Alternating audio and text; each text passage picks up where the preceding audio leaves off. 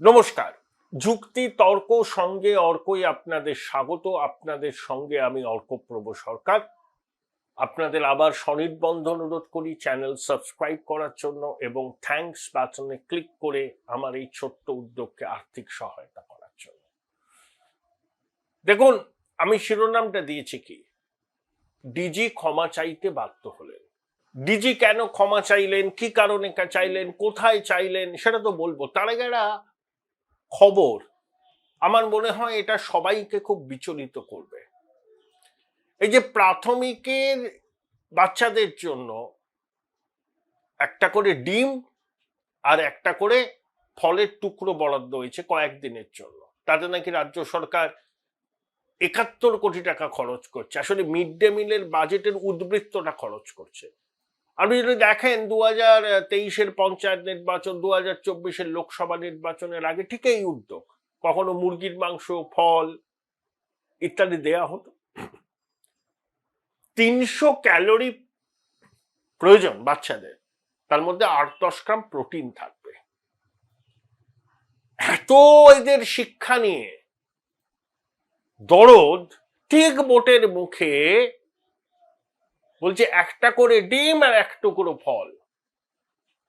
আবার ব্যর্থ বসু কৃতিত্ব নিচ্ছেন, দেখো আমি কি করেছি। শিক্ষাটাকে লাটে তুলে আপনারা বোটের মুখে বাচ্চাদের একটা করে ডিম আর এক টুকরো ফল দেবেন। ন্যূনতম লজ্জাবোধ থাকলে এগুলো করা যায় না। ১,১০,০০,০০০ বাচ্চার মধ্যে হিসাব করেছে শিক্ষা দপ্তর ৮০ লক্ষ, তাহলে ৩০ লক্ষ স্কুল ছুট আসে না? কি লজ্জা, কি লজ্জা। ২,৫০০ কোটি টাকা, তার মধ্যে নাকি এশিয়ান ডেভেলপমেন্ট ব্যাংক ৭০% খরচ বহন করবে।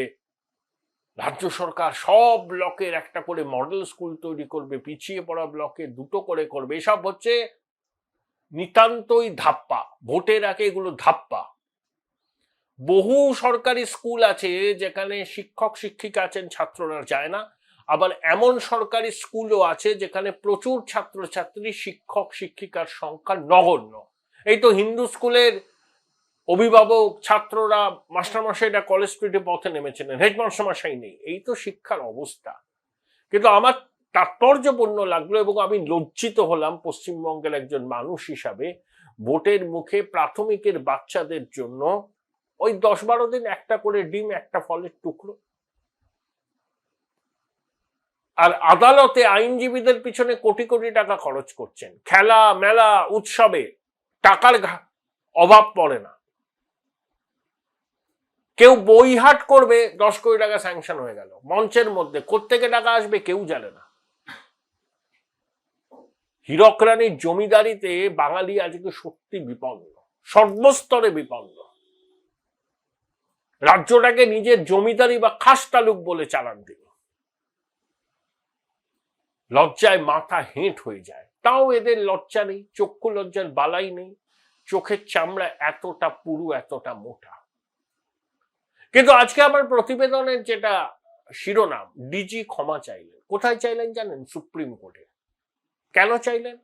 আপনাদের মনে আছে বছর খানেক আগে আরিয়াদহ দক্ষিণেশ্বরের ত্রাস জয়ন্ত সিং ওরফে জায়ান্ট, এক ভদ্রমহিলা এবং তার ছেলেকে রাস্তায় প্রকাশ্যে পিটিয়েছিল, মামলা হয়েছিল, পুলিশে অভিযোগ হয়েছিল, পুলিশ গ্রেপ্তার করেছিল, হাইকোর্ট থেকে জামিন পায়। অক্টোবর মাসে হাইকোর্ট কন্ডিশন দেয় যে ব্যারাকপুর কমিশনারেটের বাইরে সে বেরোতে পারবে না। তার জামিনের সিদ্ধান্তকে চ্যালেঞ্জ জানিয়ে সুপ্রিম কোর্টে গিয়েছিলেন নিগৃহীতা ভদ্রমহিলার ছেলে।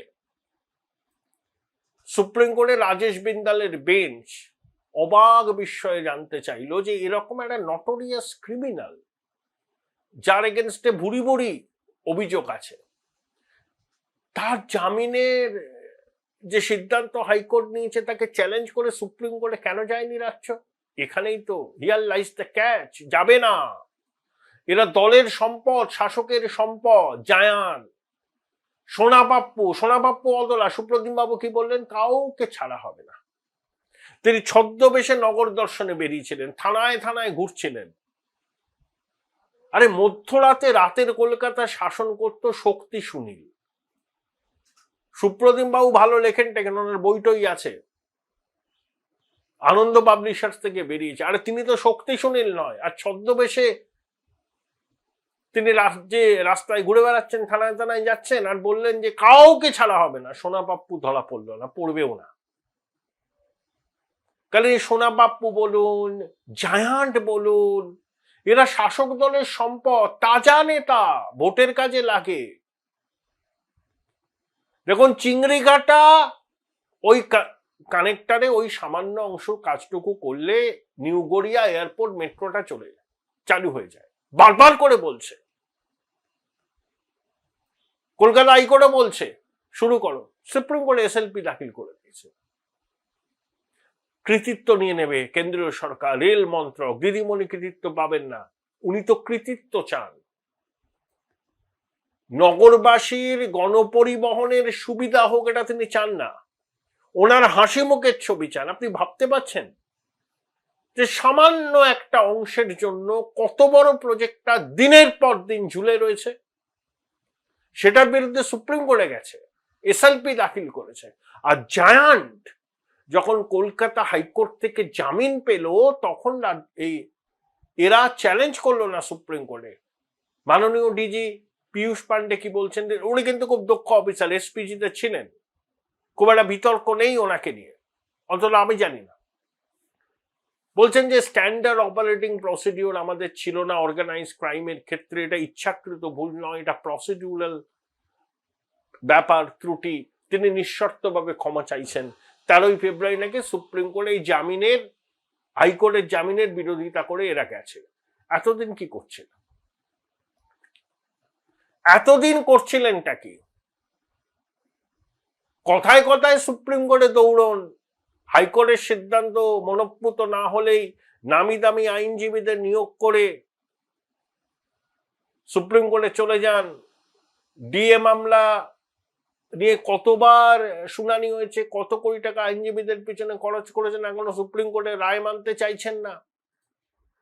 আরে হাইকোর্টের সিদ্ধান্তকে চ্যালেঞ্জ করে গেলেন না সুপ্রিম কোর্টে, জায়ান্টকে প্রোটেকশন দিতে চাইছেন, ভোটের মুখে আবার জায়ান্ট ফিরে আসবে, তার সাঙ্গপাঙ্গরা। আরে সেই ব্যারাকপুর কমিশনারে নাই ঢুকতে পারুক, তার নামে 17টা মামলা আছে, নাকি জেলে আছে। আরে জেলে আছে না কোথায় আছে কেউ জানে, কিন্তু আপনি এটাকে চ্যালেঞ্জ করে সুপ্রিম কোর্টে গেলেন না কেন? বিচারপতিরাও বিস্মিত হয়েছেন যে রাজ্য সরকার কথায় কথায় সুপ্রিম কোর্টে যায়, পান থেকে চুন করতে সুপ্রিম কোর্টে চলে যায়, তারা এখানে অদ্ভুত নীরব। ডিজি অবশ্য ক্ষমা চেয়েছেন, বলেছেন নিঃশর্ত ক্ষমা, প্রসিডিউরাল ত্রুটি, ইচ্ছাকৃত ভুল নয়। তাদের এসওপি বা স্ট্যান্ডার্ড অপারেটিং প্রসিডিওর তৈরি করা ছিল না এই রকম অর্গানাইজ ক্রাইমের ক্ষেত্রে। সেখানে কিভাবে তদন্ত হবে, কিভাবে মনিটরিং হবে, কিভাবে সুষ্ঠু সমন্বয় হবে, সেগুলো ছিল না। তারা শীত ঘুম ভেঙেছে, তারা তৈরি করেছেন, আর কোনো ভুল হবে না। ডিজি সাহেবকে তো নাক্ষর দিতে হলো সুপ্রিম কোর্টে। এটাই এদের প্রকৃত চেহারা, জানেন তো। এখানে আইনের শাসন বলে কিচ্ছু নেই, এখানে শাসকের আইন। যা বলবে 13 তলা 14 তলা সেটা আপনাকে মানতে হবে। আপনি যদি আইনের পথে হাঁটতে চান, আপনি বঙ্গেশ্বরীর রোশানলে পড়বেন। অনেক দক্ষ, নির্ভীক, সাহসী অফিসাররা আইন মেনে কাজ করতে এই জন্যই দ্বিধাগ্রস্ত হন। আছেন একটা ভালো জায়গায়, তাকে পাঠিয়ে দেবেন তেপান্তরের মাঠে, কম্পালসারি ওয়েটিং এ পাঠিয়ে দেবেন। দিদিমণির কথা শুনছেন, আরে দিদিমণি যদি আইনের বাইরে কথা বলেন, তিনি যদি মনে করেন তিনি যেটা বলছেন সেটাই আইন, আরে দেশের আইন তো দিদিমণি তৈরি করেননি, দেশের সংবিধানও তো তিনি তৈরি করেননি। আর পশ্চিমবঙ্গ তারা আলাদা দেশ নয়, এটা একটা রাজ্য, ভারতের অঙ্গরাজ্য। ভারতের সংবিধান আইন এখানে প্রযোজ্য, দিদিমণির আইন প্রযোজ্য নয়। এটা আধিকারিকেরা বুঝুন। আর কবে বুঝবেন? মাথা তো হেঁট হয়ে যাচ্ছে আমাদের লজ্জায় সব জায়গায়। যাক, ডিজি প্রতিশ্রুতি দিয়েছেন এই ধরনের ত্রুটি আর ভবিষ্যতে হবে না। ডিজির প্রতিশ্রুতির উপরই বঙ্গবাসীকে আপাতত ভরসা রাখতে হবে। Join Indian Institute of Hotel Management now.